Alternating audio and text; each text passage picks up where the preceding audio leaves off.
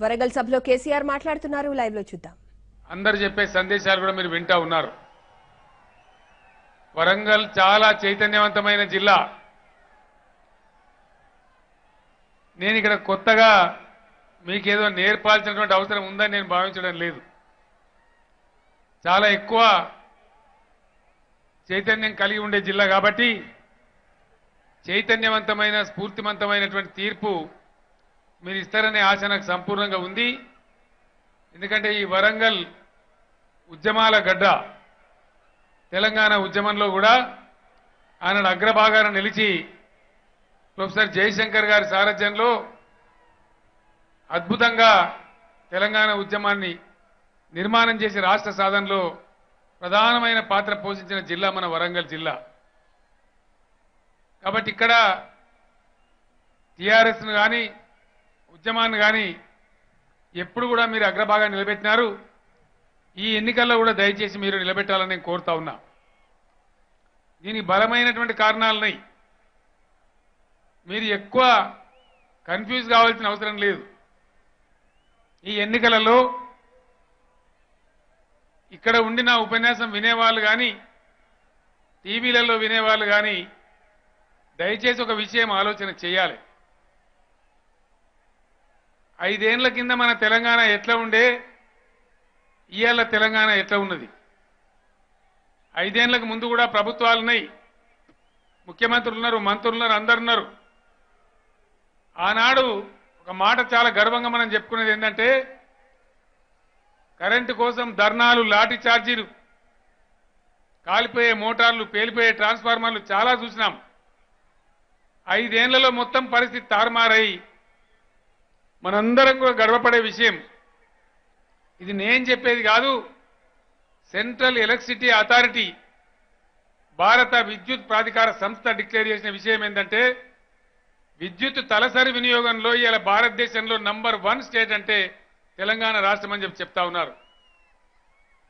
అదేవిధంగా కరెంటు వస్తుందో రాదో, ఏ రాత్రి వస్తుందో, బాయికాడికి పోతే తేళ్లు కుట్టి పాములు కుట్టి బాధపడ్డ తెలంగాణ ఇండియాలోనే 29 రాష్ట్రాల్లో ఒకే ఒక్క రాష్ట్రంలో, మన రాష్ట్రంలో మాత్రమే 24 గంటలు వ్యవసాయానికి ఫ్రీగా కరెంట్ ఇచ్చే రాష్ట్రం ఒక్క తెలంగాణ రాష్ట్రం మాత్రమే. 5 ఏళ్లలో ఇంత మార్పు వచ్చింది. ఇది ఒకటే కాదు, సంక్షేమ రంగంలో దేశానికి మనం దిక్సూచిగా ఉన్నాం.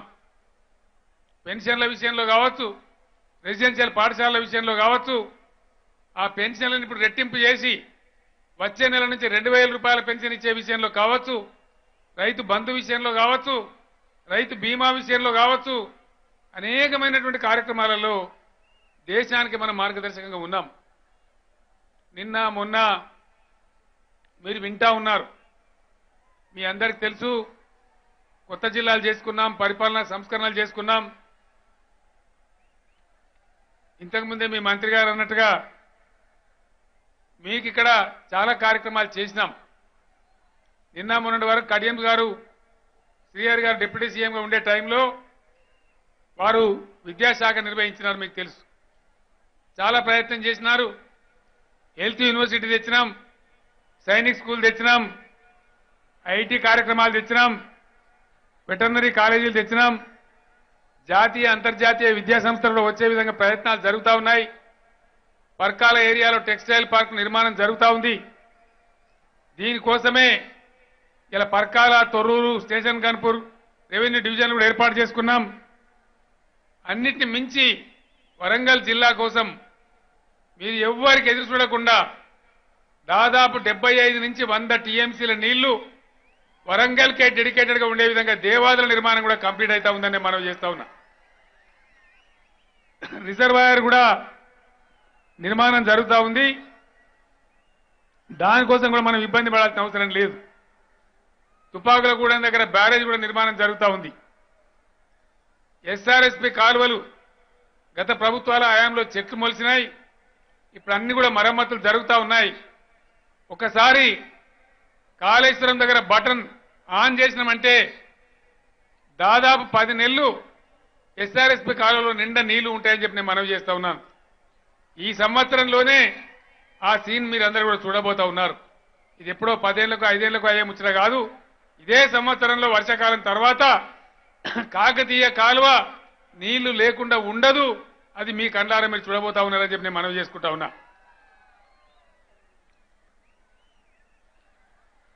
కొన్ని సమస్యలు అంతటా ఉన్నాయి, ఈడ కూడా ఉన్నాయి. పట్టా భూముల సమస్యలు, విలీన గ్రామాల్లో కొన్ని సాదా బైనామాలు కానటువంటి సమస్య మా రమేష్, మా ధర్మారెడ్డి గారు ఎప్పుడు చెప్తానే ఉంటారు. నేను ఒక్కటే మాట మీకు మనవి చేస్తా ఉన్నా రైతాంగ సోదరులందరికీ కూడా.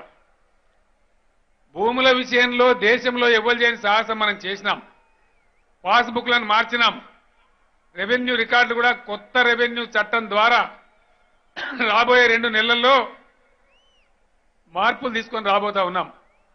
ప్రతి జిల్లాకు నేనే స్వయంగా వచ్చి చీఫ్ సెక్రటరీ నుంచి చిన్న అధికారి వరకు కూడా ప్రజా దర్బార్ ఏర్పాటు చేసి అది రైతుల పోడు భూముల సమస్య కావచ్చు, పట్టా భూములు కావచ్చు, సాదా బైనామాలు కావచ్చు, భూమి సంబంధించిన ఏ సమస్య అయినా కోర్టు వివాదం లేని అన్నింటినీ కూడా పరిష్కారం చేసి మీకు అధికార పత్రాలు పాస్బుక్లు ఇప్పించే బాధ్యత నాది. నేనే స్వయంగా పనిచేస్తానని మనవి చేస్తా ఉన్నా. ఈ లోపల మీరు ఎవ్వరికి లంచాలు కూడా ఇవ్వాల్సిన అవసరం లేదు. ₹1 కూడా ఎవరికి లంచం ఇయ్యవద్దు అని కూడా నేను మనవి చేస్తా ఉన్నా. ఇంకా చాలా మొన్ననే మీరు దీవెన ఇచ్చినారు. 4.5 ఏళ్ళు ఇంకా ముందుకు పరిపాలన సాగాలి. ప్రభుత్వం అంటే ఇట్లా పనిచేస్తుందా, ఈ విధంగా కూడా చేస్తారా అనే విధంగా అద్భుతమైన కార్యక్రమాలు చేస్తాం. దాన్ని రుజువు చేస్తామనుకుంటే మనవి చేస్తా ఉన్నాను. మిషన్ భగీరథ కూడా దగ్గర కంప్లీట్ కావస్తా ఉంది. కొద్ది రోజులలో అది పూర్తి అయిపోతే ట్యాంకుల నిర్మాణం జరుగుతూ ఉంది. ప్రతి ఇంటికి దర్జాగా మంచినీళ్ళు కూడా వస్తాయి. దేశంలో ఈ పథకం ఎక్కడ లేదనుకుంటే మనవి చేస్తా ఉన్నా. మట్టి పనికి కూడా ఇంచోడు ఉంటేనే నయం. ఇలా బీజేపీ ఎంపీ గెలిచినా, కాంగ్రెస్ ఎంపీ గెలిచినా వీళ్ళు ఢిల్లీ గులాములే తప్ప నోరు తెరిచి మాట్లాడే వాళ్ళు కాదు. రాహుల్ గాంధీ ముందు, మోడీ ముందు వీళ్ళు మాట్లాడతారా? సిట్ అంటే సిట్టు, స్టాండ్ అంటే స్టాండు. మూత్రం పోయారంటే కూడా వాళ్ళ పర్మిషన్ కావాలి. కాబట్టి టీఆర్ఎస్ అయితే ఇద్దరే ఎంపీలైనా సరే పేగులు దిగేదా కొట్లాడి మీరు ఇచ్చిన బలాన్ని ఉపయోగించి తెలంగాణ తెచ్చింది మీరు కండ్లారా చూసినారు. అదే పద్ధతిలో మన తెలంగాణ ప్రయోజనాలు నెరవేర్చుకోవడానికి ఖచ్చితంగా మట్టి పనికైనా సరే ఇంచోడు ఉండాలి అన్నట్టు గులాబీ జెండా వాళ్ళే ఉంటేనే, టీఆర్ఎస్ పార్టీ ఉంటేనే మన హక్కులు నెరవేరుతాయి. కాబట్టి దయచేసి టీఆర్ఎస్ ఎంపీలనే గెలిపించాలని కోరుతా ఉన్నా. రెండవ విషయం, ఈ దేశం కూడా బాగుపడాలి. దేశంలో పేదరికం పోవాలి. దేశంలో ఉండే వనరులన్నీ దేశ ప్రజల సౌభాగ్యం కోసం వినియోగం కావాలి. దేశంలో నిరుద్యోగ సమస్య పోవాలి. రైతులకు గిట్టుబాటు ధరలు దొరకాలి. ఇన్ఫ్రాస్ట్రక్చర్ క్రియేట్ కావాలి. ఇంకా చాలా కార్యక్రమాలు జరగాలి.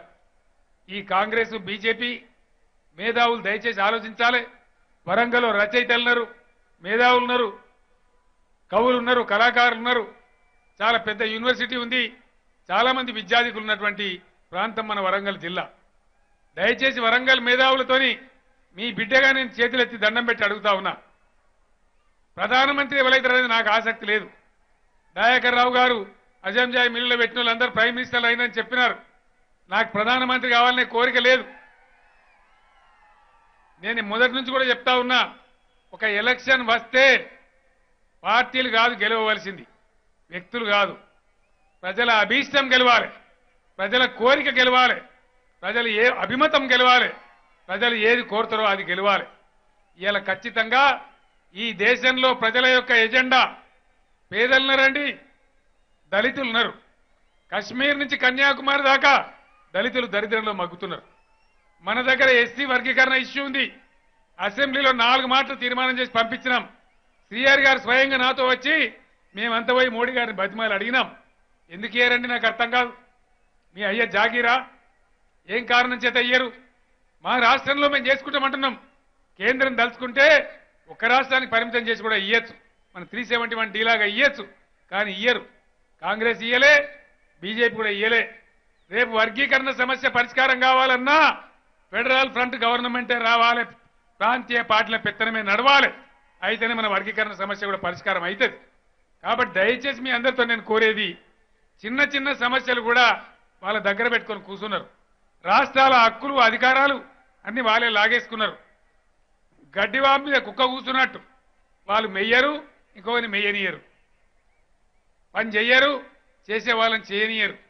విదేశాంగ నీతి పట్టించుకోరు, పాకిస్తాన్ సమస్య పరిష్కరించరు, ఆర్థిక విధానం పెంచరు, వ్యవసాయ ధరలు రావు.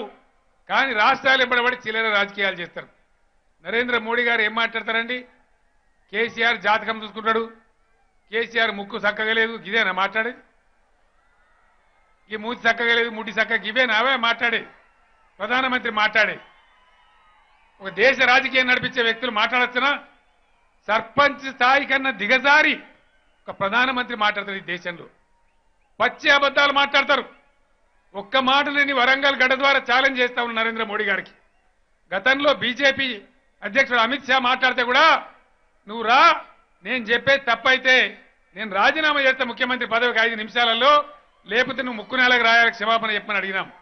దాటి పారిపోయి వెళ్ళిపోయినాడు. ఈరోజు నరేంద్ర మోడీ గారు పచ్చి అబద్ధం మీరు చెప్తా ఉన్నారు. 35,000 కోట్లు ఇచ్చినాన్ని ప్రగల్భాలు పలుకుతా ఉన్నారు. మీరు ఇయ్యలే 35,000 కోట్లు, ముష్టి 35,000 కోట్లు. ఈ తెలంగాణ రాష్ట్రం నుంచి నా అన్నదమ్ములకు, నా అక్కజనులకు అందరికి తెలవాలి, మనను ఢిల్లీ జాత్తలేదు, మనమే ఢిల్లీని జాతున్నాం. ఎక్సైజ్ కస్టమ్ కావచ్చు, కస్టమ్ డ్యూటీ కావచ్చు, సెంట్రల్ ఎక్సైజ్ కావచ్చు, ఇన్కమ్ ట్యాక్స్ కావచ్చు, జీఎస్టీలో కేంద్ర వాటా కావచ్చు.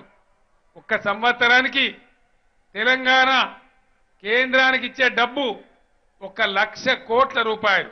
1,00,000 కోట్ల రూపాయలు, 1,00,000 crores. ఢిల్లీ నుంచి మనకు తిరిగి వచ్చేది ముష్టి 24,000 కోట్ల రూపాయలు. నరేంద్ర మోడీ గారు మా డబ్బు మీద నువ్వు కిరీటం ఉన్నదా? నువ్వు డ్రామా చేస్తున్నావా? నీ రాజ్యం నడుతుందా? నీ డబ్బుతో మేము బతుకుతున్నామా? ఇలా సమాధానం చెప్పాలి. నీకు నిజాయితీ ఉంటే బీజేపీ నాయకులు దీని మీద సమాధానం చెప్పాలి. దేశాన్ని సాధేటటువంటి 5-6 రాష్ట్రాలున్నాయి ఇండియాలో. దేశానికి శక్తి ఇచ్చే రాష్ట్రాలు ఒక 5-6 ఉన్నాయి. ఉద్యమ కాలంలో మేమందరం చెప్పినాం, మత్స్యనాచారి గారు మేమందరం కూడా అన్నాడు, గొంతెత్తి చెప్పినాం మీ అందరికీ, ఖచ్చితంగా ఎట్టి పరిస్థితులలో అద్భుతమైన రాష్ట్రం ఉంటుంది తెలంగాణ అని చెప్పినాం. చెప్పిన ప్రకారంగానే అత్యంత ధనికమైన రాష్ట్రంగా ఇలా తెలంగాణ ఉన్నది. దేశాన్ని సాధేటటువంటి 5-6 రాష్ట్రాలలో తెలంగాణ ఒక రాష్ట్రం. 75,000 కోట్లు మా రాష్ట్రం నుంచి జనరేట్ అయ్యే ఇన్కమ్ మీరు తీసుకొని వాడుకుంటున్నారు. మేము తప్పనంటలేం, కానీ ఇక్కడికి వచ్చి అబద్ధాలు చెప్పి అవాకులు చెవాకులు మాట్లాడి పిచ్చి పిచ్చి మాటలు మాట్లాడవద్దు. ప్రధానమంత్రి తెలంగాణ ప్రజలకు క్షమాపణ చెప్పాలని చెప్పి నేను డిమాండ్ చేస్తా ఉన్నాను. ఇటువంటి అబద్ధాలు మాట్లాడవద్దని నేను కోరుతా ఉన్నా. ఈ విధంగా గోల్మాల్ గోవిందం చేసే ఈ 2 పార్టీలు కూడా ఈ దేశానికి పనికి రావు. కాంగ్రెస్ లేని, బీజేపీ లేని కూటమి ఈ దేశానికి కావాలి. ఇంతకుముందే ఎన్డీటీవీ వాళ్ళు హైదరాబాద్లో నన్ను ఇంటర్వ్యూ చేసినారు.